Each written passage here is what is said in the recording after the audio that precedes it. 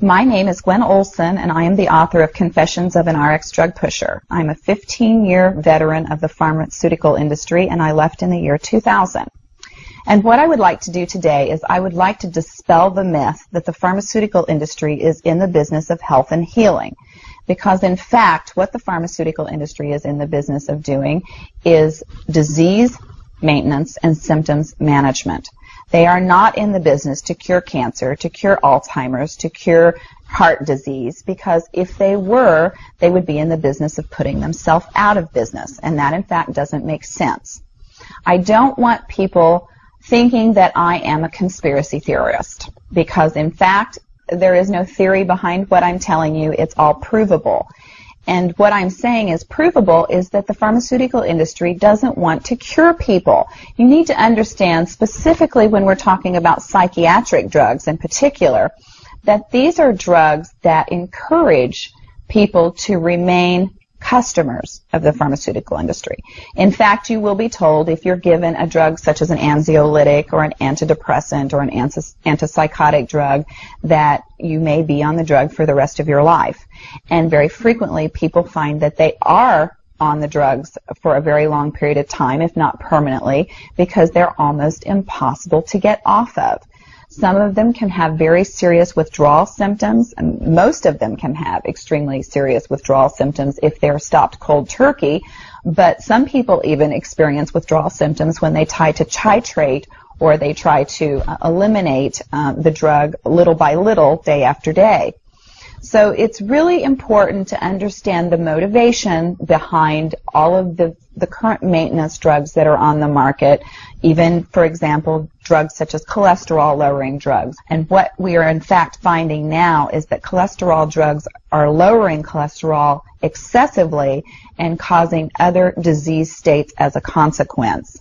So you need to be careful about trying to take drugs in order to remain healthy, because you're never going to have anyone come to you and tell you that the drugs are always tried against a placebo in clinical trials. What a placebo is a sugar pill.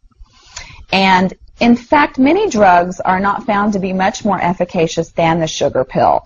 And in a case in point actually is the recent clinical trials that were released in the meta-analysis that came out of the UK on antidepressants, on the newer SSRI, selective serotonin reuptake inhibitor antidepressants. And what was found was the information that activists and other researchers was that antidepressants are no more effective than placebo, no more effective than sugar pills. But yet there are over 44 million people that have been taking these antidepressants, and a large number of them people that have mild to moderate depressive episodes. In fact, they proved that the antidepressants were not effective in anyone with the exception of some of the most severely depressed patients. And I can tell you from personal experience that there are a number of things that depressed patients can do to improve their mental status aside from drugs that are quite effective and in fact more effective than placebo. Another recent study that was released showed that exercise was in fact more effective than either placebo or the antidepressant drug that they were compared to. But just like Bill Maher said in his show, you know, we're never going to hear any ads on television that are sponsored by anybody saying, you know, the New England Journal just announced that exercise is twice as effective as antidepressants in curing depression. Ask your doctor if getting your butt off the couch is right for you. You know, you're never going to get that kind of good information, fair, balanced information, as long as pharma is funding the major TV stations, the advertising that supports those television stations, the major journals, and all of the advertising that supports the major journals. You just have to be commonsensical people and understand that the pharmaceutical industry makes 5 to 6 times the amount of money as any of the other Fortune 500 companies in the United States of America.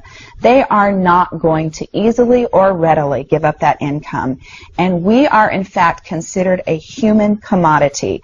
Our loved ones, our children, our elderly are considered cash cows that are preyed upon by pharmaceutical reps such as myself who are encouraged to go in and build market shares without thinking about the consequences to patients, without knowing the misinformation that they are distributing, without being aware that the clinical data has been contrived or that the patient populations have been cherry-picked or that the side effects have been minimized and reported in such a manner that it doesn't present the information correctly.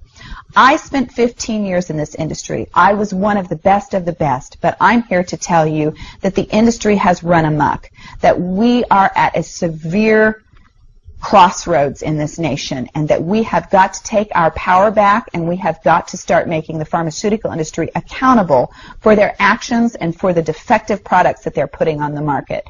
It won't be long before every American is affected by this disaster, and we need to be aware of what the differences are between diseases, between disorders, and between syndromes. Because if it doesn't have to be scientifically proven, if there are no tests, if there are no blood tests, CAT scans, urine tests, MRIs, if there is nothing to document that you have a disease, then you in fact do not have a disease, you have a disorder, and it has been given and has been diagnosed pretentiously, and you need to get your and understand that there are options, and those options are much more effective than drugs. You need to look into the nutritional aspects of your diet and your lifestyle aspects.